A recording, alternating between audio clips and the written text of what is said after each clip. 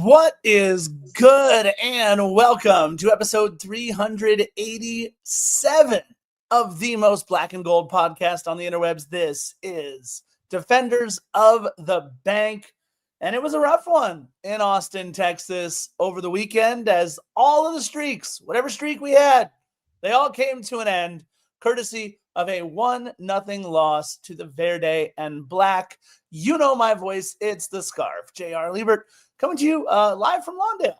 That's right. And from across the interwebs with way more scarves in the background than I have for sure this episode. It says on his little bio there, sports exec, broadcaster, podcast. He's most proud of the last one this weekend, folks. It says Hoosier. I give you one, Christian Philemon. Hello, Los Angeles. Happy Monday. Hello, lovers of the black and gold, fans of Major League Soccer, and the millions of Defenders of the Bank listeners. 387. I don't know why the ADD kicks in when I hang out with you. Sometimes I feel like I'm normal, and then I get together with you on a podcast, and then all of a sudden, letters and numbers and everything just starts filtering through my mind. You said episode 387, and for reasons unbeknownst to me, I decided to look up area codes. Apparently, 387 is the country code for Bosnia and Herzegovina. We've all learned something there. It also covers U.S. states, the U.S. state of West Virginia, Huntington and Charleston to be exact. And for those who have 387 starting with their social security numbers, that's residents of Wisconsin. So now that my ADD is out of the way, yes, I am a happy Hoosier. Very much so. Being an Indiana alum is a pretty cool thing these days. We're a school known for basketball that has 8 national titles, and somehow, with the world in this topsy-turvy way that it is, we somehow became a football school by beating one of the top teams in the country on the road. This is the highest ranking Indiana's football has had since 1945, and I am happy as a clam and happy as a Hoosier. For those of you looking for the black and gold content, we promise it's coming shortly. What, you don't want to learn about Bosnia and Herzegovina? Listen, I remember we used to do area codes and all that stuff based on our episode numbers, but it's good that you brought it back. Episode 387. It's hard to believe, Philly, we're only 13 away from the big 400 milestone. We mentioned we mentioned the streaks that were stopped. Look, let's be honest, folks. We were without Sonny. We were without Denis. We were without, by the way, Canada's best player last match was Matthew Chonier. I'll talk about that in just a second. We were without him and, of course, Nathan Ordaz. So the 7th match in 30 days for these boys. It has been quite a run. And, of course, the other 6, all 3-point victories, that's for sure. But the streaks that we mentioned that stopped, 11-match road unbeaten streak, kind of a bummer. We were 1 away from tying the MLS record on that one. A 6-match winning streak, which we had only done once before in our club's history, and 429 minutes of a shutout streak, our longest one this season. We're going to talk about Nkosi Tafari going rogue for a little bit on this during this match. We'll talk about Owen Wolf, who I guess he was 1 place better than David Martinez in the under-22 rankings for a reason. But most of all, we're going to talk about how it's okay. We wound up losing a match that, honestly, at the end of the day, look, it would have been nice to have chased down Vancouver, Philly. Now we've got to fight for our lives between 2nd, 3rd, and 4th. We'll see what happens. It's going to be an interesting decision day. But anybody that wants to get on Steve or anybody that wants to get on any of the players on this one, sometimes you bring a butter knife to a butter knife fight, and we just got out butter knifed by Austin in this one. I mean, look, you said it. We had a 6-game winning streak. We hadn't conceded a goal in 429 minutes, which is the longest of the season, as our first loss on the road since April 5th. What do you people want? You demand perfection too much. It's too much perfection. We got our hands tied behind our backs, and yet we still stood pretty tall with a team that's actually fighting for a better position within the playoffs. Sure, we wouldn't have put up a performance against Austin like we did against Toronto, because Toronto sucks. And honestly, so does Atlanta. But without Denny, without Son, without Chouanier, without Ordaz, there's only so much we can do. And you know what? we still had a shot at that game. Missed a couple of sitters, allowed another set-piece goal. I think we allowed a set-piece goal against Austin the last time around. If there was ever a throwaway game, it would have been that one, this one against Austin. Now, I don't believe in throwaway games, maybe more so throwaway pods, but not so much throwaway games because we were playing for a position within the Western Conference. And now, if the season were to have ended with the way it is right now, the only thing that we have guaranteed at home is the first round. If all the top seeds advance, so we're sitting in third place, we're not hosting anytime soon, so that kind of sucks. But look, it is what it is. We get back to form, full shape, going to Colorado, which is a place that on decision day has not been very good to us historically. Take care of business there. We breathe in some fresh air, and then we go forward in the playoffs and whoop the crap out of everybody. Yeah, look, decision day, never fun, for sure. But going to Colorado, man, I don't still have memories, obviously, Philly, of the last time that you and I were there for that. But Colorado, by the way, a team that has everything to play for as well. Colorado fighting for a playoff spot. They are currently in 10th place on the outside looking in, but tied with Real Salt Lake, 40 points each. FC Dallas with 41. Even hell, San Jose down in 11th place at 38 points still has a chance to get in. So Colorado's going to bring their A game. They're also going to bring it at 5,280 feet up, which definitely does affect some things. Philly, let's take a quick gander over at our four boys that are on international duty. Obviously, Denis Bouanga, Son Heung-min, I should say. Goodness, I can do it. Nathan Ordaz and Matthew Chonier. Each of them played back on October 10th. They're also going to play tomorrow, October 14th. In fact, some of them are going to play shortly at 4 a.m. on October 14th. That's only in, 6 hours or so from now. Let's take a quick look. Denis Bouanga started and played the first 75 minutes in an absolutely wild 4-3 victory over Gabon, for Gabon over Gambia. Philly, I don't know if you saw the highlights or watched anything about this match, but Pierre-Emerick Aubameyang. 4 goals, man. He had a sick game. His first one dimed by Denis, but he got himself a red card, so he stopped playing in the next round. That sucks for them. Yeah, look, everything's going to be resting on the shoulders of one Denis Bouanga for Gabon, as Aubameyang will not be there. So, hold on to your butts on that one. They're going to be playing Burundi in Gabon at 12 p.m. tomorrow. So at noon, if you guys get the Gabon Soccer Network, make sure you check in at noon on that one. Sonny and Korea, Philly got boat raced. They got taken behind the woodshed and just beat down by Brazil. Sonny got to watch the first 63 minutes from the pitch and then the next little bit from the bench. 29 touches, no shots, not a lot going on. I mean, I think, Philly, that's Brazil kind of announcing their presence with authority to anybody that wants to watch. They might be a force to reckon with come World Cup time. Oh, my God. No, you say take it out to the woodshed. It's more like drowned at the Copacabana.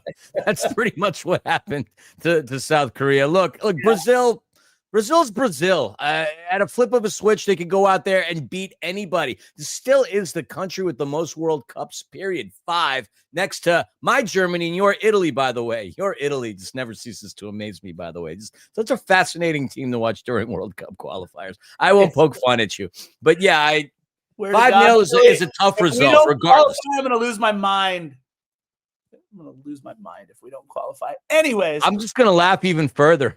I'm going to lose my mind. Nathan this is karma. This is karma for what Materazzi said to Zidane many, many blue moons ago where Zidane gave him the headbutt. That's what the karma is. What has Italy done since then? Good Lord. Karma for a headbutt? Actually, you won the Euros, so let's not forget that. You remember that day, by the way, when we were at Saturday's football? I do. That was a fun day. You were the only person in that entire establishment. There's probably a good 100 people there that was rooting for Italy when everybody else was rooting for England. That was a fun day. Yeah, that was a very fun day. That was fun for me because I was also the loudest person in that establishment the entire match. That was fun. Even when it was really loud, yes. Nate came on at about the hour mark for El Salvador. By the way, the 2 subs that came on at the 59-minute mark, Philly, Nathan Ordaz and Josh Perez for El Salvador. So that was nice. It was a little. Is he still with the Tampa Bay Rowdies? I believe so. He is still with the Tampa Bay Rowdies, still playing. They lost 1-0 to Panama, but in his 31 minutes, 2 corners, 1 shot. It was blocked before it made it to goal, but okay. Good job. Ruben, not sure about that one. I'm going to put that up on the thing because I have ADHD. And then the guy to watch. No, he's playing in Poland right now. Oh, is he over in Poland now? Huh. Yeah, he's been in Poland. Yeah, it's been a minute since he was with the Rowdies. Over the guy to watch to me, Philly, seems to be Matthew Chonier. He might have been the best player on the pitch for El Mapletree in their 1-0 loss to Australia. He was only subbed on at the 68th minute, but created the most chances on either side with 3 in his, 22 minutes or so. 29 touches, 4 corners, 1 shot. Chonier did an awful lot for Canada and showed why he's probably in the mix for a starting spot for Team Canada as they start to, Ben, you can't do that, as they start to prep their roster for hosting some matches in their home country. So just a reminder, Gabon will play Burundi at noon tomorrow in a World Cup qualifier. El Salvador will play Guatemala tomorrow at 7 p.m. in a World Cup qualifier. And then Canada plays Colombia. Philly, Canada plays Colombia in good old Harrison, New Jersey tomorrow for a friendly there. That'll be fun. A lot of Brazilians in Newark, by the way. Just saying. I can't imagine you're going to see a lot of Mapletree flags in Red Bull Stadium. Or a lot of Brazilian flags at the Canada-Colombia match. Well, maybe just to spite Colombia, you will. And then South Korea playing Paraguay at 4 a.m, just 6 hours from now in a friendly, by the way. So there's that. That's everybody. Philly, shall we go through a very quick this day in LAFC history? Like I said, I believe in throwaway pods, so let's go. Yesterday, October 12th, that's when the match was played. That's also when Aaron Long was born. Not yesterday, but in 1992, October 12th, 1992. Happy birthday to our captain, Aaron Long. He seems to be walking around okay. Hopefully it's a quick recovery. And Philly, 10-12-2018, our maiden voyage, LAFC beating the Houston Dynamo 4-2 behind 4 points, 2 goals and 2 assists from Carlos Vela. And Philly, that, of course, the crazy rain and lightning delay for almost 2 hours. It's supposed to rain tomorrow all day, right? The game was supposed shown to start tonight, right? Right. The World Series game was shown on the big screen. I remember just as Yasiel Puig, I think, struck out, they turned off the World Series to get our boys back on the pitch. And Philly, the other cool part was, you remember the soccer team that was trapped in a cave, the Wild Boars Thai soccer team? Yes, I do remember that. They were there at that match. They were getting on with all the rain and everything in the 32-52. That was kind of crazy that we hosted that soccer team. That's 7 years ago. Are you sure it was October 2018? That's this. Yeah, actually, hang on a second. Yeah. Keep talking. Keep talking. I've got something to share on the pod. Just keep talking. You'll appreciate this in a second. Who will forget that was Bob Bradley bobblehead night, by the way. First, hold on to that thought too. I'm holding on to that thought. Then today, by the way, if you're listening to this live, it's Adrian Perez's birthday, the former Loyola Marymount University Lion, obviously former LAFC, former Ontario Fury player as well. So I want to give a quick shout out. I think Adrian Perez. Yes, Philly. I was going to say I thank Adrian Perez for this career down the rabbit hole of sports. Hold on. No, you're going to appreciate this. And anybody who's watching the pod is going to appreciate this. I promise you. Just bear with me one more second, Scarf. Keep yapping. We have no other news and notes. We have no LAFC 2 news. We have no Angel City news, although they did play very well in a 2. By the way, go check out June Endo's assist in this last Angel City match. One of the sickest soccer assists you will ever see. Yeah, easy. Male, female, doesn't matter. June Endo had a sick assist for this last Angel City game. That's Angel City news for the first time on this pod for a little bit. And that's me stalling because Philly says apparently he's got something to show us. But no, it's pretty cool. I look, I promise you, yes, I do like to waste time, but this one's worth it. Philly, you mentioned a throwaway pod. Episode 387, the one that no well, one look, saw. what I'm about to show many of you is far more exciting than the actual game was. Actually, it's not that exciting. I just think it's kind of cool. If it's not cool now. How long does it take to upload 38 megs? Jeez. All right, well. Oh, hang in there, ISIS. By the way, it kind of sucks. Well, here, I guess in the interim, Bob. There's the Bob bobblehead. Philly's like distracting us now with shiny objects. Hey, everybody, look over here. It's this thing. Well, we'll let that load, Philly. Well, I'll set the scene for our match against Austin Sunday, October 12th at 4 p.m. at Q2 Stadium, but it was never supposed to be played on Sunday. This match originally scheduled for July 5th, but postponed due to severe weather in Austin. Well, it was 90 degrees at kickoff, 90 plus degrees at kickoff there in Austin. That's severe enough. This was match number 33 for both clubs involved. Of course, LAFC coming in with 17 wins in their 33 matches. Austin coming in with 12. Both clubs, however, clinching a playoff spot. But LAFC, obviously, we know, couldn't keep pace with Vancouver. They could have jumped San Diego with the win. It could have been a whole lot. And we gave up a goal to a club that has only scored 35 goals coming into this match, the fewest in the West. So the win, clinching 6th place for Austin, which means they'll avoid the wild card round. Philly. All right. This goes back to the rain delay. Check this out. And this is, if you're watching, of course. If you're listening, it sucks for you. But if you're watching. it already happened.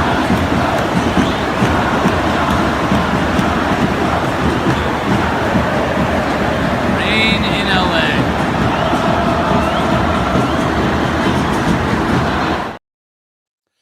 And here's one more.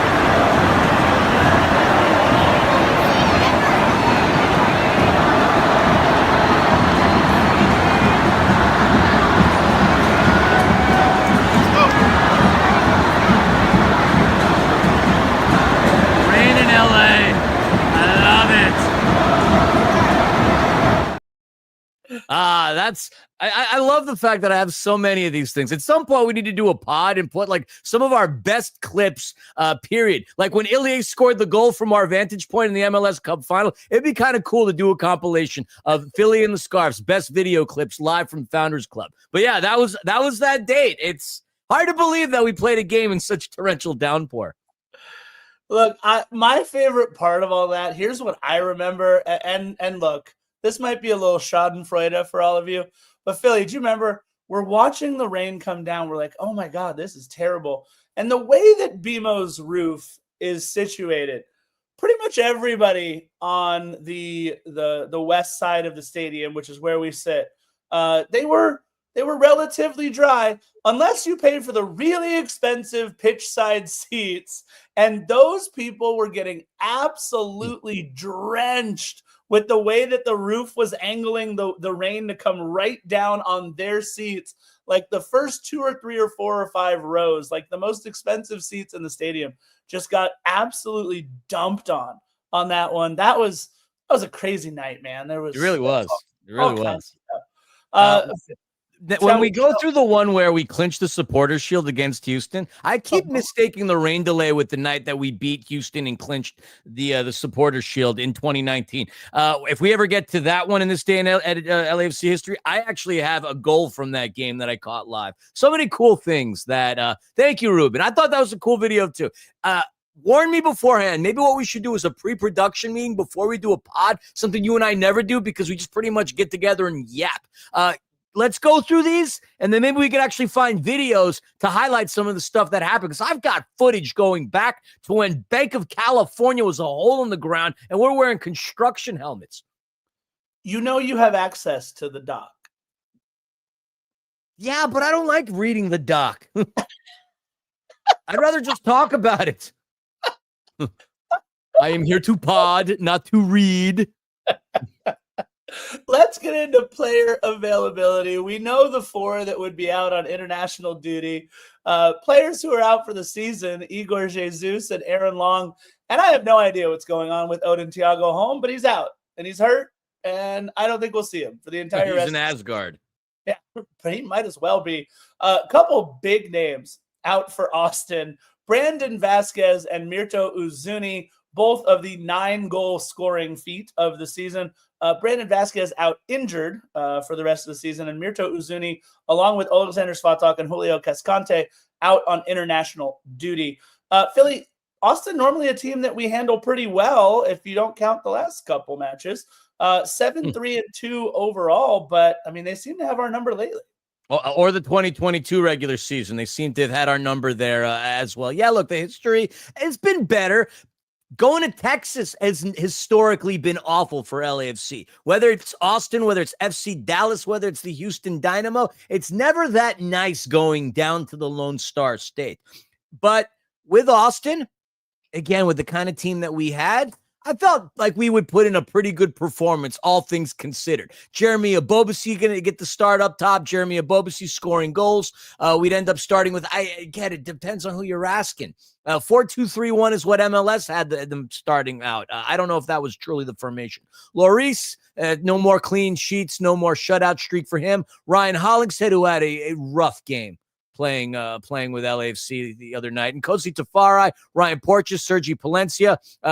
We have Segura, your favorite player, Eddie Segura. Marquez Seguera, otherwise known as... Wait, who are we talking about? Oh, my God. Come on, Scarf. Our newest signing, a Brazilian. Nelson. Yes, but Marquez Seguera is how he went on the MLS app. I'm just saying, Scarf. I was just catching you. Jelson. Yes, exactly. But that's not how MLS put him on. I'm just saying, making sure you're paying attention. Timothy Tillman, Marky Delgado, Andy Morin, Jeremy Abobasi. That's who we had starting. And in the 18? Up Frankie Amaya, Ryan Raposo, but you do David Martinez. Oh my gosh, who am I forgetting? Hang on. No Alexander Belutza, sadly. Oh, Artem Smolyakov would end up coming into the game. Am I missing anybody else? Yeah. Who? The guy who hasn't played for us much after scarring us in the last MLS Cup final. Oh, geez, Yaya Boa. That's right. Totally forgot about Yaya Boa. So, yeah, there you go, rounding out the 18. As you can tell, I clearly prepared very well for this pod. I'm calling a game. Scarf's, asking me to do one more sleep. I'm busy working, and here we are. I didn't catch all of the game, but enough to talk intelligently on this pod. Let's talk about Austin's lineup, a 3-4-3, according to all sources in this one. Goalkeeper, Brad Stuver. I know I jinxed Eddie Segura. I was ignoring that last comment. I feel badly about it. I'm sorry. Goalkeeper, Brad Stuver for Austin, who just set the MLS record for most saves in a 5-year span. That is an insane stat. You had the worst defense in front of you for 5 years and had to do the most work. Okay. There are 3 defenders, Guillermo Biro, who scored the only goal in our 1-0 loss at home to Austin earlier this season. Mateo Djordjevic and Brendan Hines-Ike on the back line. In the midfield, John Gallagher, Danny Pereira, Mikel Dessler, and, of course, Ilie Sanchez. And I mentioned this stat on One More Sleep. Yes, he's only registered 2 goals and 1 assist. But he averages 1.73 points per matches in the matches that he plays, which is most on the team. So you're talking about the leadership of Ilie Sanchez still being just as good as it ever was. And at forwards, Usman Bukhari with 5 goals and 6 assists on the season. CJ Fodry getting a rare start. And if David Martinez was number 5 in the 22 under 22, Owen Wolf was ranked number 4 in the 22 under 22. They started their guy. We kept ours on the bench for most of the match. Owen Wolf, 5 goals, 11 assists in 2025 in all competitions. Coming off the bench would be Yadar Obrian, Zan Kolmanic, Nicholas Dubersarski. He's from Argentina, with the last name Dubersarski. Robert Taylor. Sounds like he's from Naperville, Illinois. That's what I thought. He owns a Polish sausage station down the road. Robert Taylor. Bears. Robert Taylor, formerly of Miami. I thought he and Messi played very well together, but apparently Messi didn't want him anymore. And Basard Sabovic, rounding out the 18. Philly, you and I agreed that first half was blech at best. Yeah. I mean, that's probably the most professional way to assess it on a family-friendly show. It was just a half a missed plays, and I'm not going to say the free kick in the 18th minute was part of that. I mean, you had a Bobasi and Tillman lining up for it. Who should take it? Easy, the one who actually scores. I like Timothy Tillman at times, but not when it comes to taking free kicks and scoring goals. A Bobasi would miss in the 37th minute. Nothing happened there. But it was kind of a precursor of things to come as Austin ends up with a corner aimed at that far post.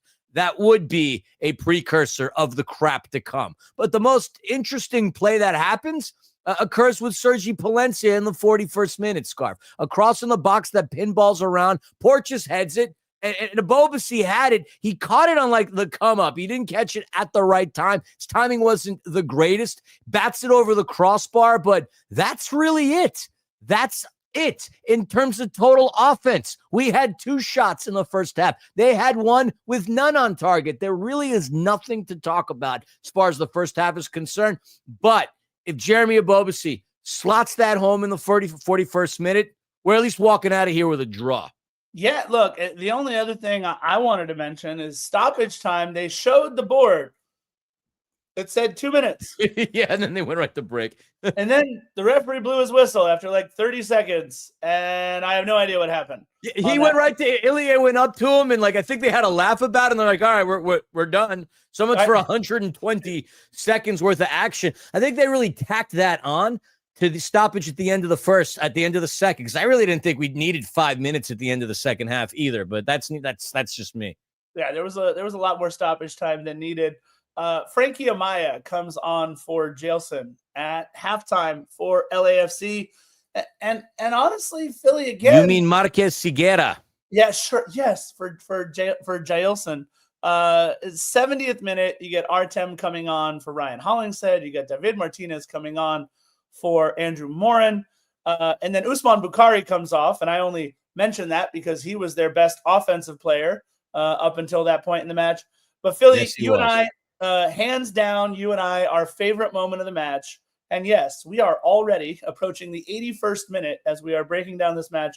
Philly, I absolutely loved it. Coast to coast and coast to coasty Tafara. It was pretty awesome. I wouldn't say coast to coast.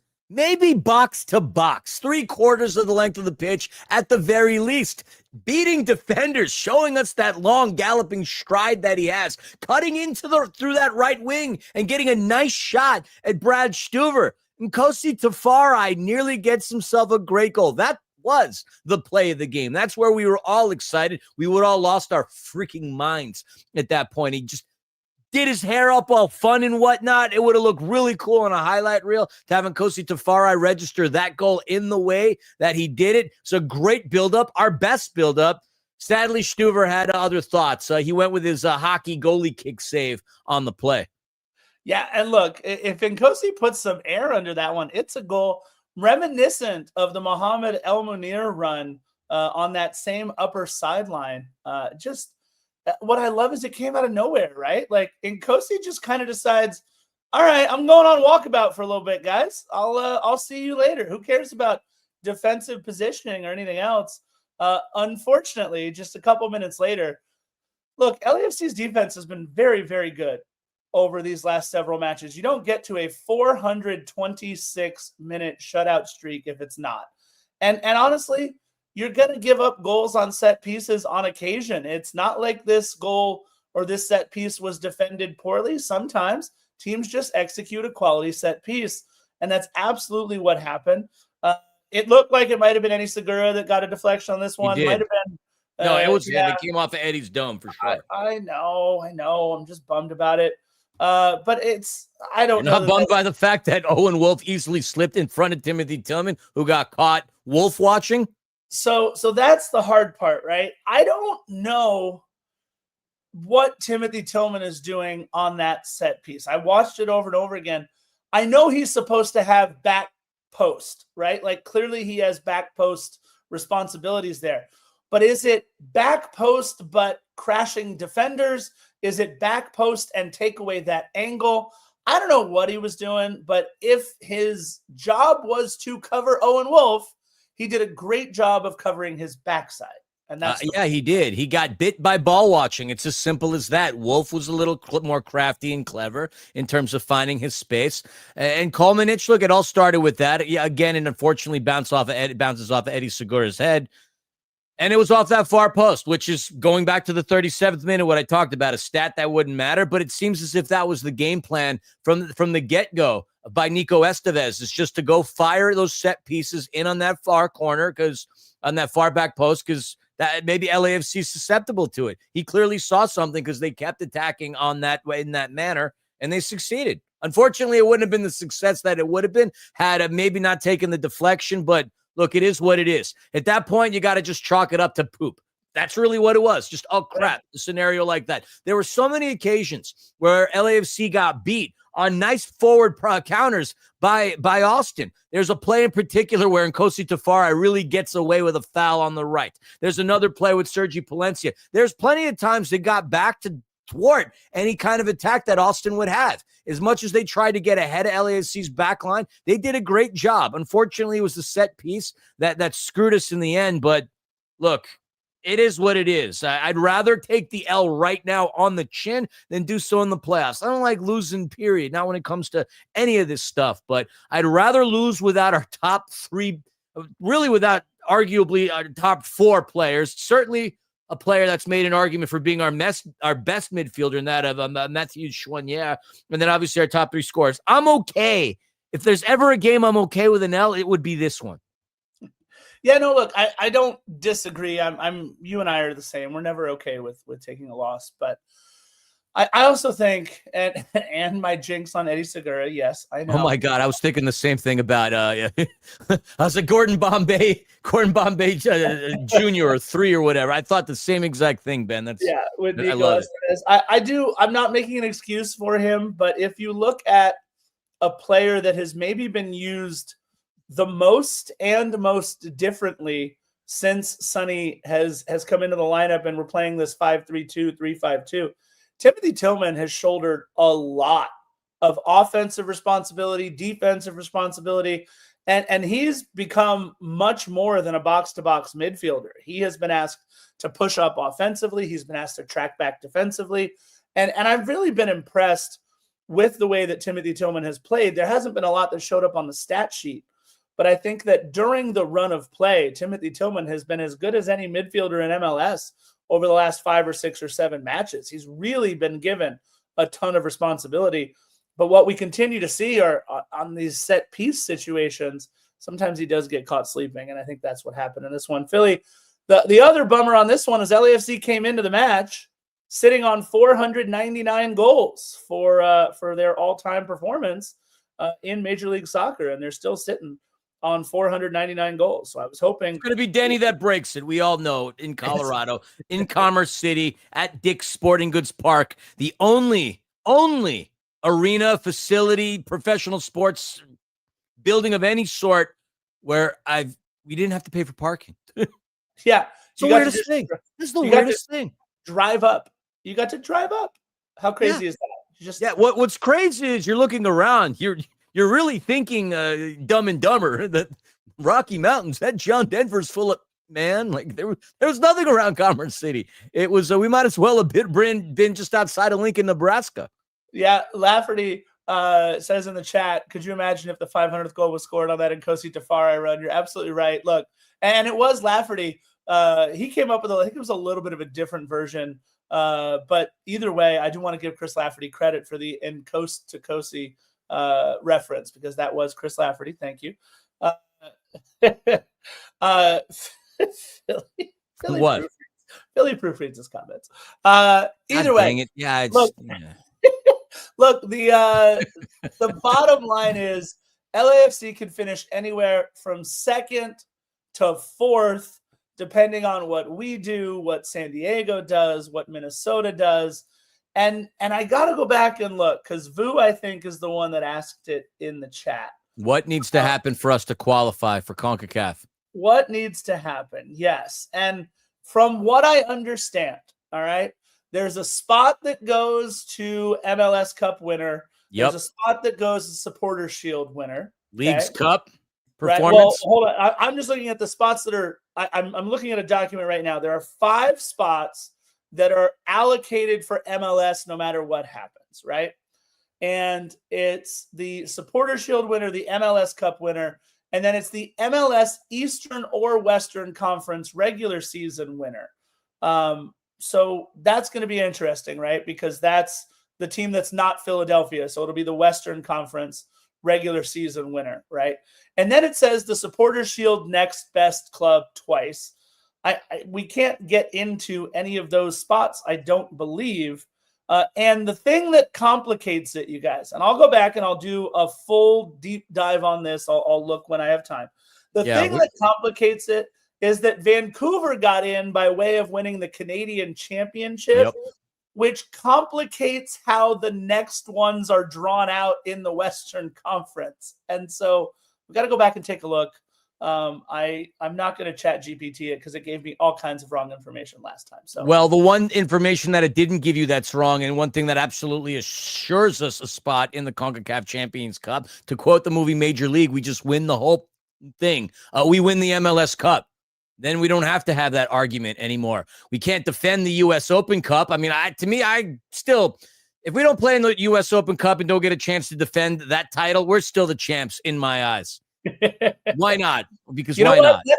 Let's set up a match with Nashville at the end of the season. Nashville, you and I in the backyard at BMO. Let's see what happens. So, look, it's been an episode, Philly.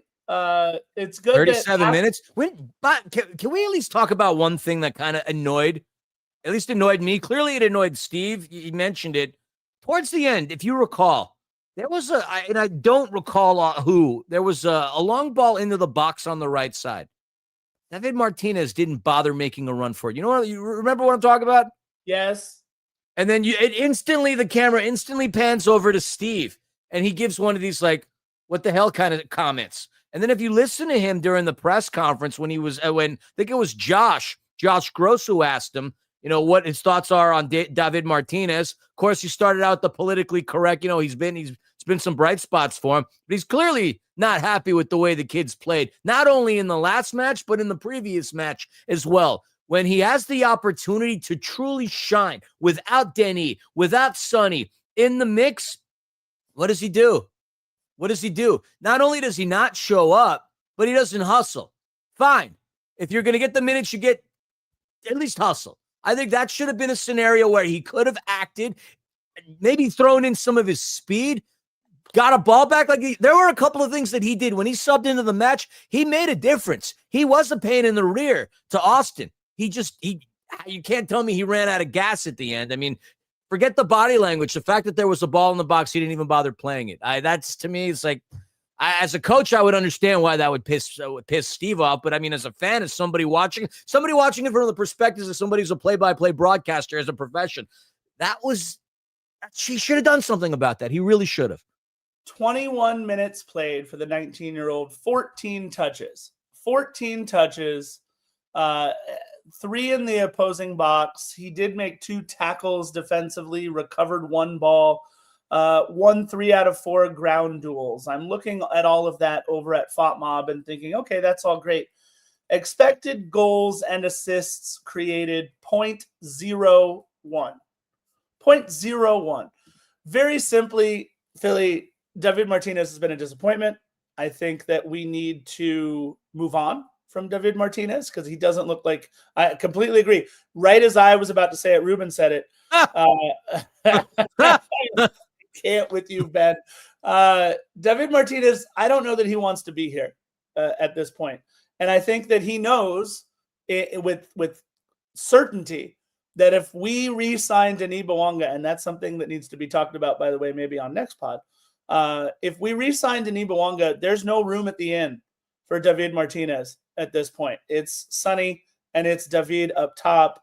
And we're going to go out and get ourselves another big name striker up top, hopefully, and figure everything out. Well, maybe whoever comes in and takes over for Steve makes that part of the project and really connects with David. I mean, obviously, look, there's a difference between Steve's generation and obviously this kid. Maybe there's somebody else that could connect with him to really pull out the best. I wouldn't give up on him totally, but if we still see the same thing at the helm of the new gaffer, and we still see this, then I would say, yeah, we cut our ties there and try to profit as much off of him as possibly because his upside is still there. He clearly doesn't see eye to eye with Steve. If there's any disconnect between a player and a coach that's very obvious, I would say between that and Steve and David. And by the way, there was a question, by the way, Ruben here in the chat, and it's hard to do all the ats and figure everybody else out, but it's by the picture, so I can tell. The only question why I say if is because of what Steve Cherundolo said in a press conference a couple of matches ago, where he talked about if Denis is back next season, there's no doubt that he will do this, that, and the other thing. It was a very intriguing answer by Steve Cherundolo. And it almost makes it seem like maybe there's already something afoot, and somebody who is looking for Denis has already made some overtures. I don't know. It'll be really, really interesting. But either way, that's all I got to say, Philly, is I'm trying not to come down too hard on the kid, but it between his awful penalty run-up last game and the way that he played in this one, sometimes the kid just doesn't look the part like he wants to be here. That's all. Yeah, no, 100%. And that's, we don't need to beat it a dead horse. I feel like we've had a similar conversation about this for quite some time now. But I still think that under someone else, he may connect with that person, another coach, whoever that may be. And I think they could still pull the best out of David Martinez.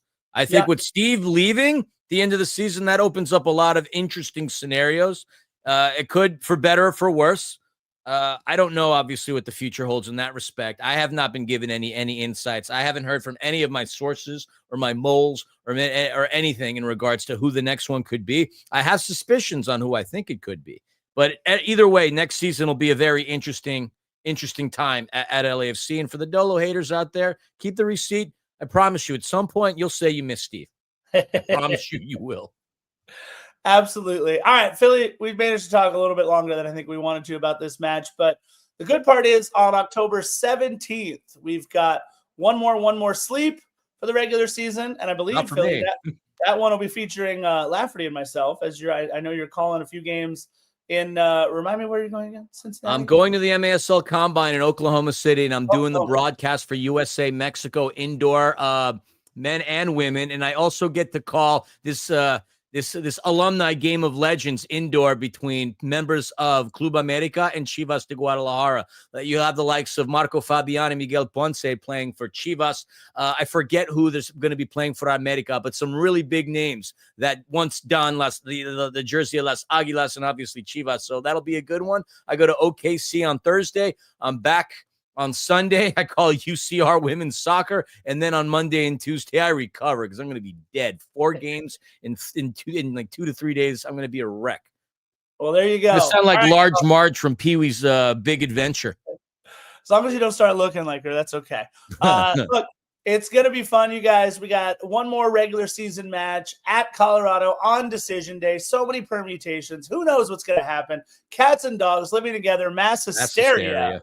It's going to be a lot of fun, but you know how we like to end each and every one of those episodes. Thank you all for joining us once again. This is episode 387 of Defenders of the Bank, and we say to you, go Hoosiers. Bye-bye.